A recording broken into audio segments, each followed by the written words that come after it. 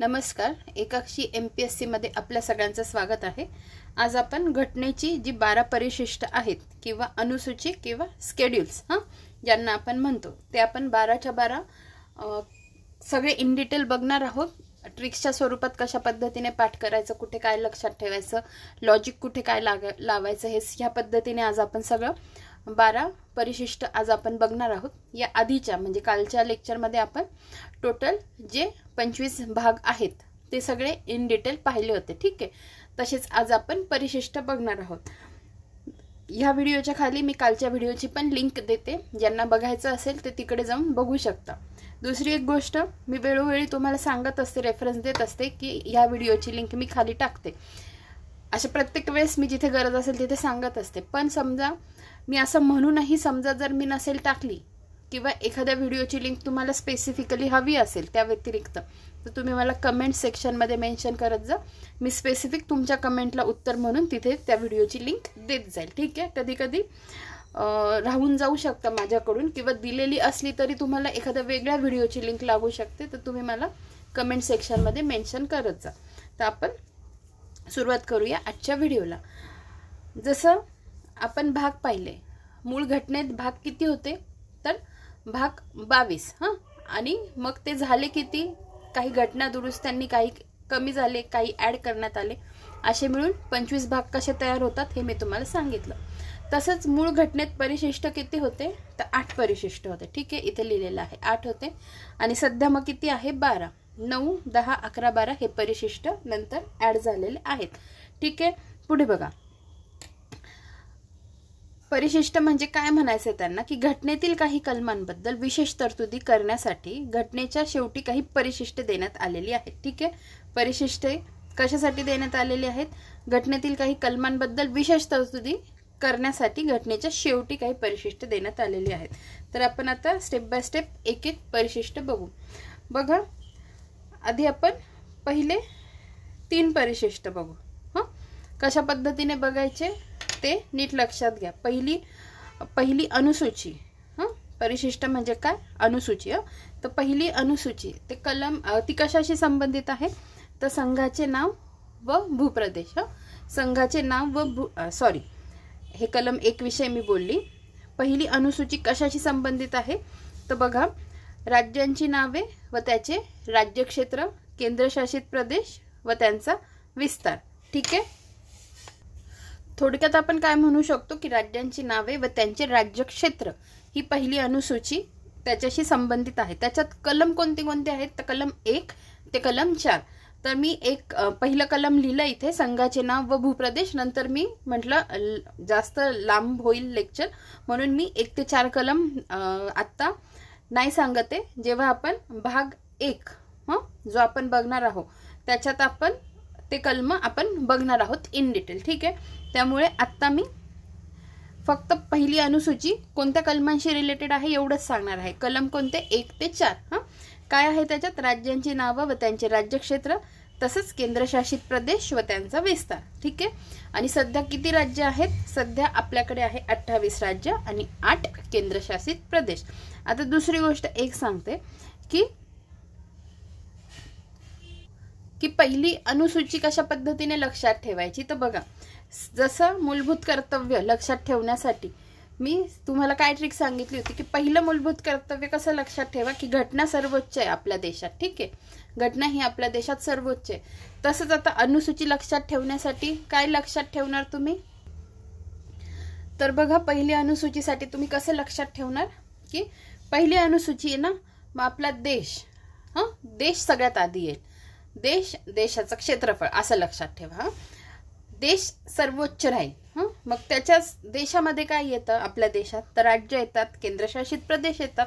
मग त्यावरून पहिली अनुसूची तुम्ही कशाशी लक्षात ठेवा, राज्यांची नावं व त्यांचे राज्यक्षेत्र, आणि दुसरं काय केंद्रशासित प्रदेश व त्यांचा विस्तार राहील लक्षात पहिली अनुसूची। त्याच्यात काय 28 राज्य व 8 केंद्रशासित प्रदेश आणि कलम कोणते कोणते आहे, कलम 1 ते 4। आता दुसरी अनुसूची बघूया आपण। दुसरी अनुसूची बघा, आता दुसरी अनुसूची कशाशी संबंधित आहे तर पुढील व्यक्तींना देय, वित्त लब्धी, भत्ते, विशेषाधिकार इत्यादींच्या तरतुदी।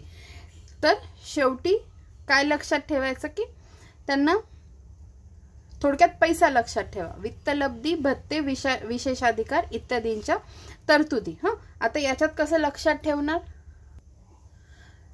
आता पहिलं कसं लक्षात ठेवलं, पहिली अनुसूची आपण की देश सर्वोच्च ठेवला। आता एवढा मोठा देश आहे, त्याच्यात राज्य आहेत, केंद्रशासित प्रदेश आहेत, ते शासन करण्यासाठी कोणीतरी तर नेमावं लागेल ना, मग आपण ते नेमणार, मग त्याच्यासाठी काय लागणार, त्यांना काहीतरी पैसे तर द्यावे लागतील असं लक्षात ठेवा। ठीक आहे, मग त्याच्यावरून लक्षात ठेवा की पुढील व्यक्तींना देय, वित्तलब्धी, भत्ते, विशेषाधिकार इत्यादींच्या तरतुदी, म्हणजे त्यांना काही विशेषाधिकार पण आहेत, पैसे काहीतरी द्यावे लागतील, त्याच्यावरून वित्तलब्धी, भत्ते असं तुम्ही सेकंड अनुसूची लक्षात ठेवा, सेकंड स्केड्यूल लक्षात ठेवा।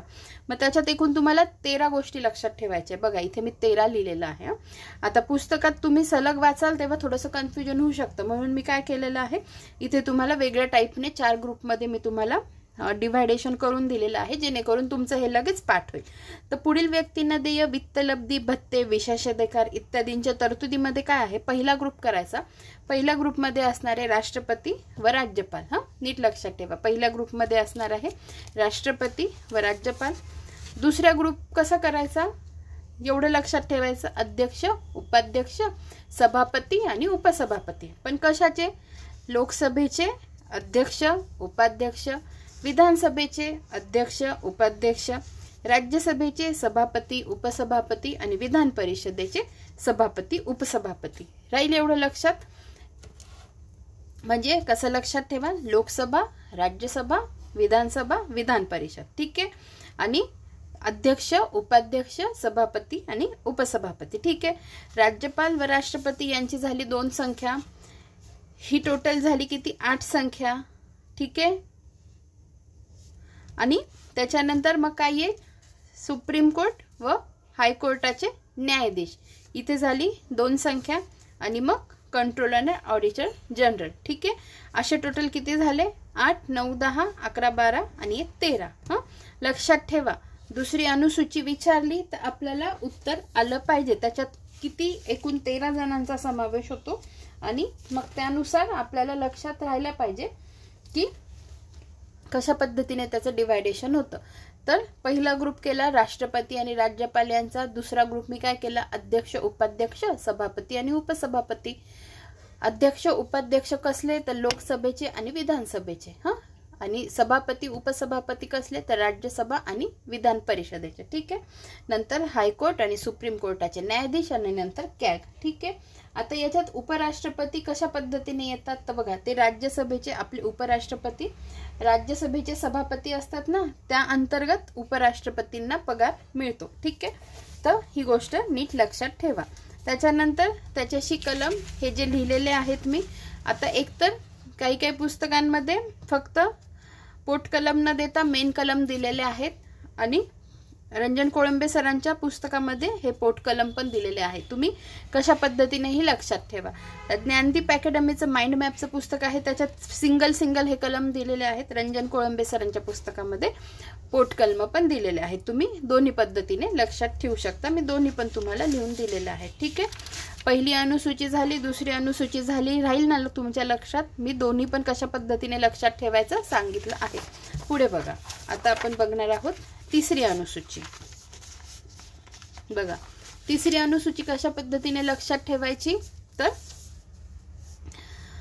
आधी काय आहे ते बघू, पुढील व्यक्तींना घ्यावयाच्या शपथ किंवा प्रतिज्ञेचे नमुने। बघा, पुढील व्यक्तींना घ्यावयाच्या शपथ किंवा प्रतिज्ञेचे नमुने तिसऱ्या अनुसूचीमध्ये आहे। कसं लक्षात ठेवायचं, तिसरी मध्ये 3 अक्षर आहे ना, तिसरी हा शब्द 3 अक्षरांवरून तयार झालेला आहे, आणि शपथ हा शब्द पण 3 अक्षरांवरून तयार झालेला आहे। ठीक आहे, मग त्यावरून तुम्ही काय लक्षात ठेवणार, तिसरी मध्ये काय येतं, शपथ येतं। तिसरी मध्ये 3 अक्षर आहे, शपथ या शब्दात 3 अक्षर आहे, त्यावरून तिसरी अनुसूची शपथेशी किंवा प्रतिज्ञेशी रिलेटेड आहे।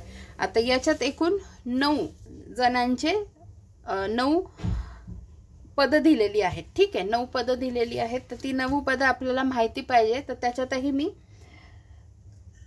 कशा पद्धतीने डिव्हायडेशन केले त्या पद्धतीने पाठ केलं तर आपलं लगेच पाठ होईल, आपलं उत्तर चुकणार नाही। जसं आपण दुसऱ्या अनुसूचीमध्ये 13 पद बघितलीत ना, हे पण लक्षात ठेवा। आपण कुठे काय बघितलं आहे, दुसऱ्या अनुसूचीत आपण 13 पद कशा पद्धतीने बघितले आहेत हे माहिती पाहिजे। आणि आपण आता तिसऱ्या अनुसूचीमध्ये 9 पद बघणार आहोत। कसे बघा, युनियनचे बघू आधी आणि मग स्टेट्सचे बघू। राज्याशी रिलेटेड काय आहे, केंद्रीय मंत्री, ठीक आहे, संसदेच्या निवडणुकीला उभे असलेले उमेदवार, नंतर संसद सदस्य, नंतर सर्वोच्च न्यायालयाचे न्यायाधीश, नंतर भारताचे नियंत्रक व महालेखा परीक्षक। आणि राज्याला सायमल्टेनियसली याला कोऑर्डिनेट होता येते, ठीक आहे। बघा इथे केंद्रीय मंत्री म्हटलंय, राज्याला राज्याचे मंत्री म्हटलंय, इकडे संसदेच्या निवडणुकीला उभे असलेले उमेदवार म्हटलंय, इकडे काय म्हटलंय, राज्य विधिमंडळाच्या निवडणुकीला उभे असलेले उमेदवार, इकडे म्हटलंय संसद सदस्य, इकडे म्हटलंय राज्य विधानमंडळाचे सदस्य, सर्वोच्च न्यायालयाचे न्यायाधीश, इकडे म्हटलंय उच्च न्यायालयाचे न्यायाधीश, ठीक आहे। अशा 4 गोष्टी तर आपण 100% लक्षात ठेवू शकतो। फक्त इकडे तुम्हाला 9वी गोष्ट कोणती लक्षात ठेवावी लागेल, युनियनमध्ये कंट्रोलर अँड ऑडिटर जनरल, भारताचे नियंत्रक व महालेखा परीक्षक, ठीक आहे। याच्याशी रिलेटेड कलम मी तुम्हाला इथे लिहून दिलेली आहे, ठीक आहे। बघा आता तिसऱ्या अनुसूचीमध्ये जसे शब्दांचे नमुने दिलेले आहेत, पण आपल्या घटनेमध्ये काही पद अशी आहेत, खास करून 3, की जिथे तिसऱ्या अनुसूचीत त्यांचा उल्लेख नसून त्यांना वेगळ्या कलमामध्ये त्यांचे शब्दाचे नमुने दिलेले आहेत। तर मग 3 पद कोणती आहेत बघा, कलम 60, कलम 69 आणि कलम 159। हां, कलम 60 मध्ये येतात राष्ट्रपती, कलम 69 मध्ये येतं उपराष्ट्रपती पदाची शपथ आणि कलम 159 मध्ये येतं राज्यपाल पदाची शपथ। या गोष्टी तुम्हाला पाठ झाल्याच पाहिजे। कलम 60 मध्ये उपराष्ट्रपतीची शपथ, 69 मध्ये पुन्हा सांगते, कलम 60 मध्ये राष्ट्रपतीची शपथ, कलम 69 मध्ये उपराष्ट्रपतीची शपथ आणि कलम 159 मध्ये राज्यपाल पदाची शपथ, ठीक आहे। आता आपण जाऊया चौथ्या अनुसूचीकडे। हां, चौथी अनुसूची बघा, राज्ये व केंद्रशासित प्रदेशांना राज्यसभेत नेमून दिलेल्या जागांची तरतूद। हां, राज्य आणि जे केंद्रशासित प्रदेश आहेत त्यांना राज्यसभेत किती जागा आहेत याची तरतूद चौथ्या अनुसूचीमध्ये केलेली आहे। हां, हे नीट लक्षात ठेवा। कलम काय आहे त्याच्याशी रिलेटेड, कलम 4 आणि कलम 80। आता हे जे मी आहे याच्यात तर जे चौथ्या अनुसूचीमध्ये राज्यसभेतील ज्या जागा आहेत त्याच्यासाठी मी वेगळा व्हिडिओ बनवलेला आहे, ठीक आहे। त्या व्हिडिओची लिंक मी तुम्हाला डिस्क्रिप्शन बॉक्समध्ये देते, तुम्ही तो व्हिडिओ तिकडे जाऊन बघू शकता। तर कारण मी ते ट्रिक्सच्या स्वरूपात सगळे तुमचे पाठ करून घेतलेले आहेत, की एक जागा असणारे किती, 3 जागा असणारे कोणते, त्यांच्यावरच्या ट्रिक्स काय आहेत, हे सगळं मी तुमचं पाठ करून घेतलेलं आहे। म्हणून मी तुम्हाला त्या लेक्चरचे हे नोट्स माझ्या दाखवत आहे, ठीक आहे। ह्या त्या नोट्स आहेत। पण तुम्ही तात्पुरतं सध्या काय लक्षात ठेवा, की यूपीच्या 31 जागा आहेत सगळ्यात जास्त, त्याच्या खालोखाल महाराष्ट्राच्या, त्याच्या खालोखाल तमिळनाडूच्या 18 आणि त्याच्या खालोखाल बिहार आणि वेस्ट बेंगॉलच्या 16 जागा आहेत, ठीक आहे। आणि मी ट्रिक्स पण त्याच्यात सांगितले आहेत, जसं राज्यसभेचं सांगितलं आहे तसेच मी सेपरेट व्हिडिओ विधानसभेला किती जागा आहेत कोणत्या राज्याला हे पण मी ट्रिक्सच्या स्वरूपात तुमचं पाठ करून घेतलेलं आहे, ठीक आहे। पटल्यास त्याचं एक कॉमन प्लेलिस्टची मी तुम्हाला लिंक डिस्क्रिप्शन बॉक्समध्ये देते, म्हणजे तुम्ही ह्या सगळे व्हिडिओ बघू शकाल, ठीक आहे। राज्यांच्या लोकसभेतील जागा त्या पण मी घेतलेल्या आहे, असे 3 व्हिडिओ मी सेपरेट घेतलेले आहेत, ठीक आहे। हे मी तुम्हाला दाखवलं आहे, मी डिस्क्रिप्शन बॉक्समध्ये लिंक देते। आता आपण वळूया 5व्या अनुसूचीकडे, ठीक आहे। आता बघा 5वी अनुसूची कशाशी रिलेटेड आहे, तर आता झाली आपली 1 लक्षात राहिली, 2 पण मी तुम्हाला सांगितली, 3री कशी लक्षात ठेवायची मी तुम्हाला सांगितलं आणि 4थी सांगितले राज्यसभेशी रिलेटेड। आता तुम्ही काय करायचं, 4 पर्यंत पाठ झाल्या, 4 पर्यंत आपला पाठ झाला। आता 5वी आणि 6वी, 5वी आणि 6वी आपली सोबत लक्षात ठेवायची, ठीक आहे। ती कशी लक्षात ठेवायची ते पण मी तुम्हाला सांगते। आता मी काय केलेलं आहे, 5वी आणि 6वी अनुसूचीसाठी एक सेपरेट व्हिडिओ आणलेला आहे, त्याचीही लिंक वाटल्यास मी डिस्क्रिप्शन बॉक्समध्ये देते। तर 5वी अनुसूची कशाशी संबंधित आहे? अनुसूचित क्षेत्रे व अनुसूचित जमाती, schedule areas and tribal areas यांच्या प्रशासन व नियंत्रणासंबंधित. ठीक आहे, पण याला कोणते राज्य अपवाद आहे, म्हणजे कोणते वगळावे लागतात? तर बघा, या तरतुदी आसाम, मेघालय, त्रिपुरा, मिझोरम ही राज्ये वगळता उर्वरित राज्यांमधील अनुसूचित क्षेत्रे म्हणून घोषित केलेल्या प्रदेशांना लागू आहेत. एवढं नीट लक्षात ठेवा. ठीक आहे, तर याच्यावरची ट्रिक, बरं तुम्ही सध्या एवढंच लक्षात ठेवा, ट्रिक मी पुढे सांगते. कोणते वगळले आहेत हे नीट लक्षात ठेवा.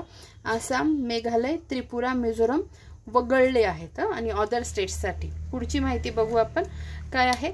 तर अनुसूचित क्षेत्रे सामाजिक व आर्थिकदृष्ट्या मागासलेले असल्याने त्यांच्या परिस्थिती सुधारण्यासाठी एखादे क्षेत्र शेड्यूल एरिया म्हणून राष्ट्रपती घोषित करतात. सध्या पुढील 10 राज्यांमध्ये अनुसूचित क्षेत्रे घोषित करण्यात आलेली आहे आणि त्याच्याशी रिलेटेड कलम कोणता आहे?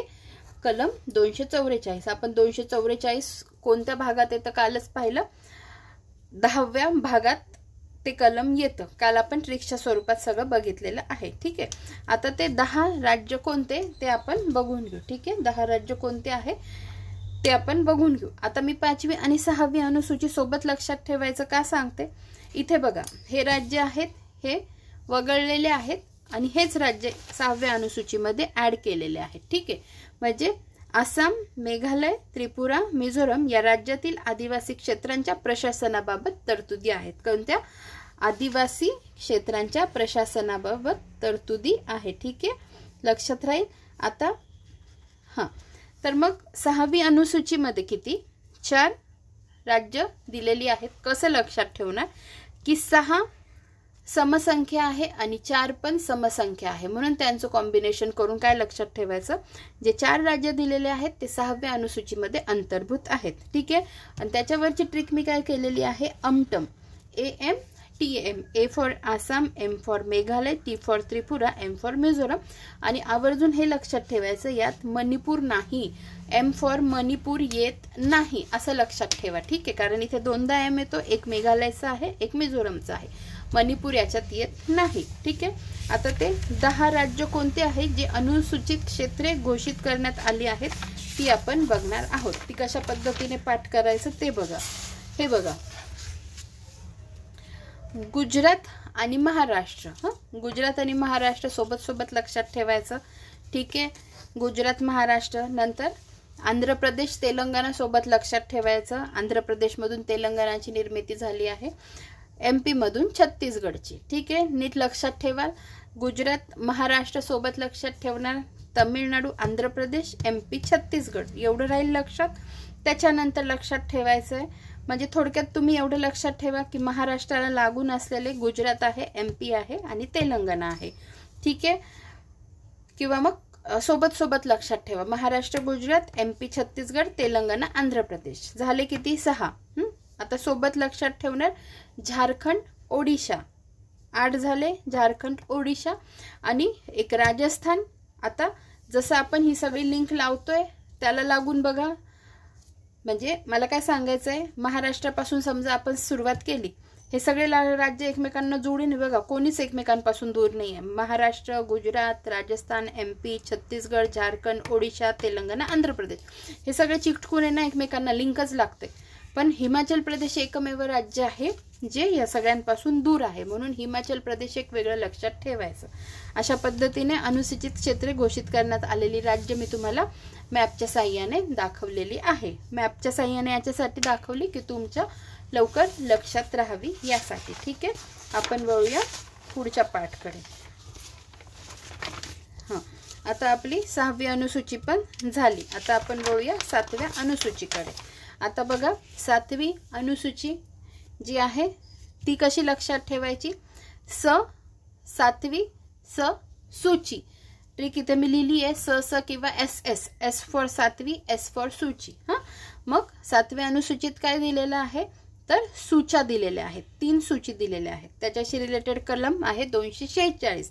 ते काय आहे, संसद आणि राज्य विधिमंडळांनी केलेल्या कायद्याचे विषय. ठीक आहे, तर बघा, केंद्र व राज्य यांच्या अधिकारांच्या विभागणीविषयी 3 सूची दिलेल्या आहेत. पहिली सूची, दुसरी सूची, तिसरी सूची. कोणत्या सूचीला कोणती म्हणता हे लक्षात ठेवा. 1 नंबरची सूची आहे संघ सूची, 2 नंबरची आहे राज्य सूची आणि 3 नंबरची आहे समवर्ती सूची. ठीक आहे. आता ह्या ज्या सूच्यांवर आत्तापर्यंत जी काही सगळी प्रश्न कंबाईन आणि पूर्व मुख्य परीक्षेला येऊन गेलेली आहेत त्याचे ऑलरेडी मी व्हिडिओ तयार केलेले आहेत आणि तुमच्या सूच्या पण मी अतिशय व्यवस्थित पाठ करून घेतलेल्या आहेत. त्या व्हिडिओच्या लिंक पण मी तुम्हाला डिस्क्रिप्शन बॉक्समध्ये देते. ठीक आहे. याच्या व्यतिरिक्त काही लागली तर मला 100% कमेंट करा, मी देईल. पुढे बघा. हां, तर मग आता याच्यात एवढंच आहे सांगण्यासारखं. आता त्याच्यावर जे प्रश्न आलेले आहेत किंवा त्या सूच्या याच्याविषयी तर खूप मोठे लेक्चर होता जे ऑलरेडी आपले झालेले आहेत. आता आपण बघणार आहोत पुढे 8वी अनुसूची. 8वी अनुसूची रिलेटेड आहे कशाशी तर भाषांशी. याच्याशी कलम कोणते रिलेटेड आहे 344 ते 351. ठीक आहे.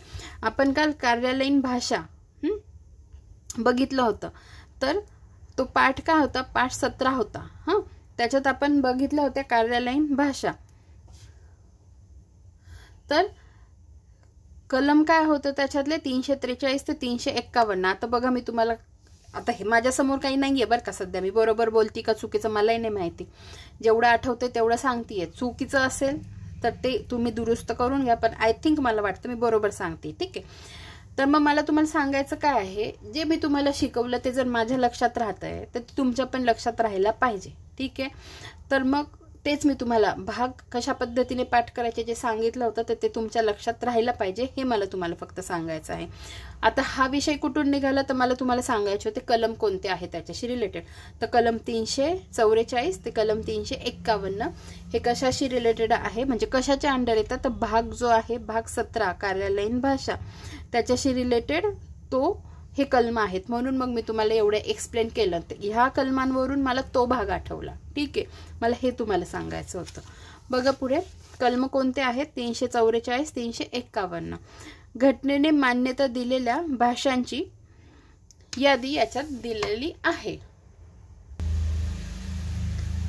तर बघा मूळ घटनेत भाषा किती होत्या तर 14 भाषा समाविष्ट केल्या होत्या, पण सध्या किती आहेत 22 भाषा समाविष्ट झालेल्या आहेत. ठीक आहे. तर त्या कोणत्या कोणत्या याच्यावर वेगळा व्हिडिओ आहे स्पेशल ट्रिक्सच्या स्वरूपात कसं लक्षात ठेवायचं त्या व्हिडिओची लिंक मी खाली देते. तरी मी इथे थोडक्यात लिहिलेलं आहे.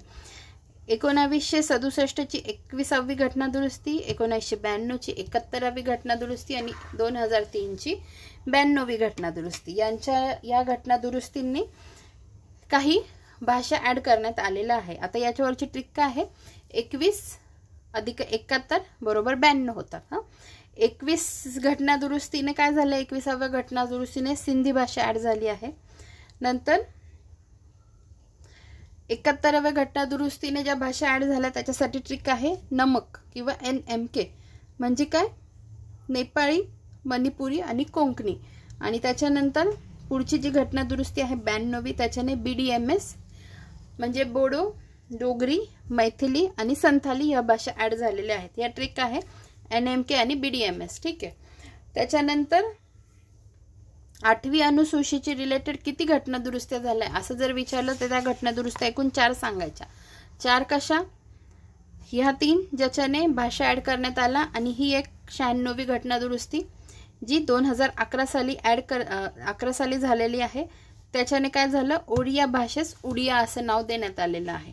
भाषा ऍड झाल्या त्याच्यासाठी ह्या 3 घटना दुरुस्त्या आहेत, पण ओडिया भाषेचं नाव उडिया झाले याच्यासाठी 96वी घटना दुरुस्ती आहे. म्हणजे जर 8व्या अनुसूचित किती घटना दुरुस्ती झाल्या हे विचारलं तर 4, पण भाषे ऍड करण्यासाठी किती घटना दुरुस्त्या होत्या 3. ठीक आहे. याच्याशी रिलेटेड व्हिडिओची पण मी तुम्हाला लिंक खाली देते.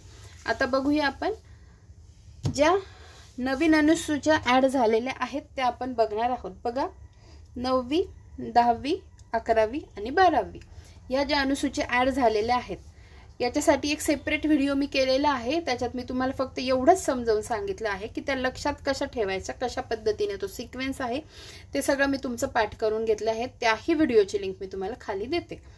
तर बघा मी त्यामुळे हे कसं लक्षात ठेवायचं हे सगळं तुम्हाला एक्सप्लेन इथे करणार नाहीये.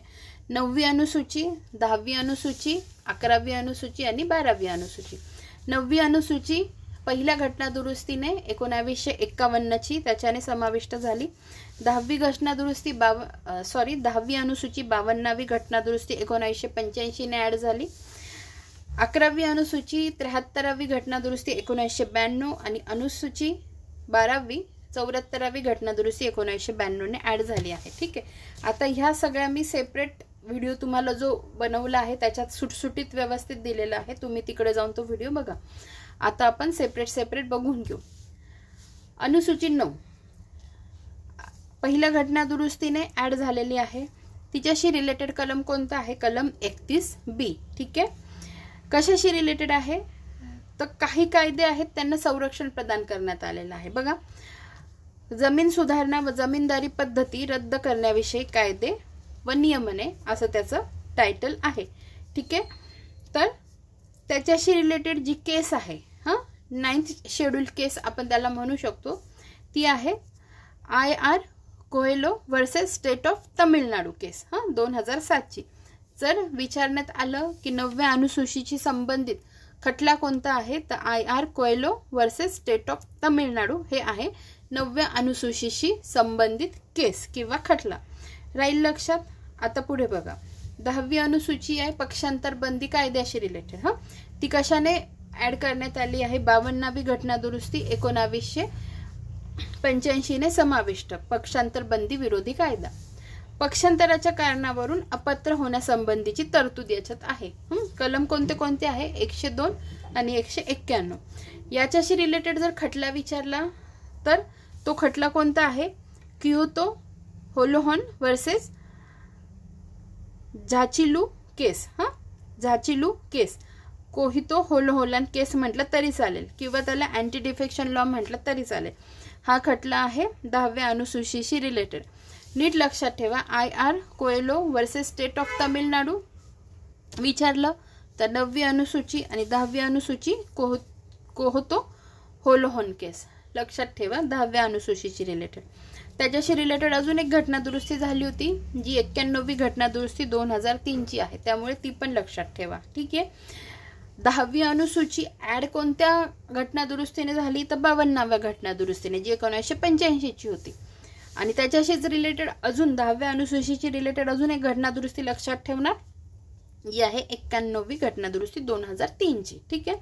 आता बघा, आता अनुसूची 11 आणि अनुसूची 12 आपण सोबत बघणार आहोत. बघा, अनुसूची 11 73व्या घटना दुरुस्तीने ऍड झाली. अनुसूची 12 74व्या घटना दुरुस्तीने ऍड झाली. अनुसूची 11 रिलेटेड आहे पंचायतींचे अधिकार आणि जबाबदाऱ्या आणि अनुसूची 12 रिलेटेड आहे नगरपालिकांचे अधिकार आणि जबाबदाऱ्या. अनुसूची 11शी रिलेटेड कलम आहे 243G आणि अनुसूची 12शी रिलेटेड कलम आहे 243W. लक्षात ठेवा, जेव्हा हे कलम आपल्याला इन डिटेल घ्यायचे तेव्हा मी तुम्हाला ट्रिक्सच्या स्वरूपात सांगणार आहे. ठीक आहे. 243G हे अनुसूची 11शी रिलेटेड आहे. अनुसूची 12शी रिलेटेड कलम आहे 243W. ठीक आहे. W फॉर वर्क लक्षात ठेवा आणि मग जबाबदाऱ्या किंवा नगरपालिकांचे अधिकार आणि जबाबदाऱ्या असं लक्षात ठेवा. इकडे पंचायतींचा G आहे आणि इकडे नगरपालिकांसाठी W आहे. विषय अनुसूची 11 मध्ये जास्त आहे, पंचायतीमध्ये जास्त विषय आहे 29 आणि त्याच्यापेक्षा कमी 18 विषय आहे अनुसूची 12 मध्ये. ठीक आहे. अनुसूची 11 मध्ये 29 विषय आहे, अनुसूची 12 मध्ये 18 विषय आहेत. तर अशा पद्धतीने आपला व्हिडिओ इथे आज समाप्त होतो. याच्याशी रिलेटेड जे काही प्रश्न असतील मला आधी शोधावे लागतील पुस्तकांमध्ये. मला ते सापडले की मी त्याच्यावरचा 100% व्हिडिओ घेऊन येईल. आणि जसं मी भाग इन डिटेल घेणार आहे तुम्हाला मी काल सांगितलं तसेच मी अनुसूच्या पण तुमच्या व्यवस्थित करून घेणार आहे. ॲक्च्युली अनुसूच्या आपल्या ऑलरेडी बऱ्यापैकी झालेल्या आहेत आधीच्या भागांमध्ये. मी त्याच्या लिंक तुम्हाला डिस्क्रिप्शन बॉक्समध्ये देते, तुम्ही तिकडे जाऊन ते बघा. ठीक आहे. तर आपण लवकरच भेटूया पुढच्या व्हिडिओमध्ये. आणि जे काही मी कम्युनिटी पोस्टला प्रश्न टाकत असते ते सॉल्व करत चला. त्याच्या खाली लिंक पण देत असते व्हिडिओची, जेणेकरून ते कशाच्या कोणत्या याच्यावर मी विचारले आहे, ट्रिक्सच्या रिलेटेड, म्हणजे तुमचं पाठांतर होण्याच्या रिलेटेड जर तिथे व्हिडिओ असेल तर लगेच मी तो तुमच्यापर्यंत पोहोचवावा, हा माझा उद्देश असतो, जेणेकरून तुमचा अभ्यास व्यवस्थित होईल. तर अशा पद्धतीने आपण इथेच थांबूया. धन्यवाद.